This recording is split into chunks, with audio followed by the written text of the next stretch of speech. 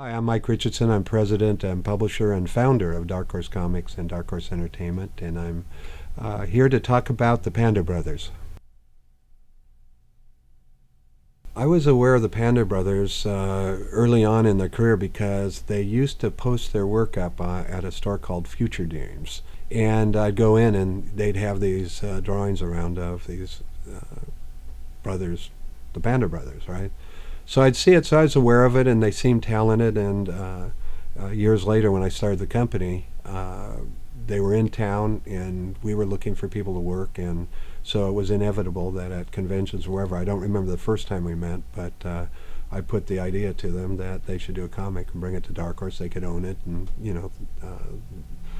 control it, and we would sit down and make a deal. The Pander Brothers are sort of, in the Portland scene, they're sort of in the underground art scene. I know people say they're Portland genuine original hipsters type thing, and it probably fits them if you're trying to put labels on them, but they're also good artists. They always seemed to me like they had their own vision for the style of art. I always looked for sort of unique styles. I didn't look for the copycats, and I was intrigued by what they did. If you pick up the book now, it sort of holds up very well. In fact, it sort of reflects a movement that's going on now in American culture. I think that they were on to something that was coming up, making, even though it took place in Amsterdam, I think it's applicable to what's going on here, not just in America, but in the world, but about government, about big corporations, about media, and about the growing dissatisfaction with the way things are for a good portion of the population.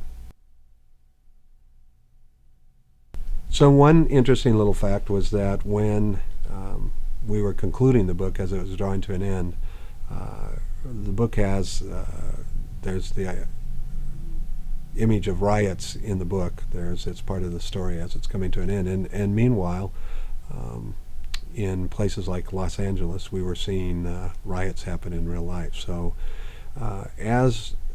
when you talk about Triple X, it was timely at the time it was published and continues to be timely, because if you pick it up, it's forecasting a lot of things, as I said earlier, are happening in our culture and around the world now. So over the last 25 years or more since I've worked with the Pander Brothers, we've seen the industry change. The world has changed. Technology keeps changing. We'll see it keep changing. It'll change faster and faster. Marshall McLuhan said years ago that our culture, we drive a car down the road at 60 miles an hour, but we're always looking in the rearview mirror. We're never seeing where we're at or where we're going. And that, I think that always struck me. That's very accurate. I think where this comes into play with the Panders is they're always looking ahead. They're trying to look out the windshield. And that's always impressed me with their work.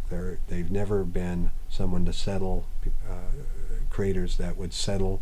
They want to push the boundaries, and I think that's part of their reputation too, is that they're out looking and trying to push the boundaries and look out that front window.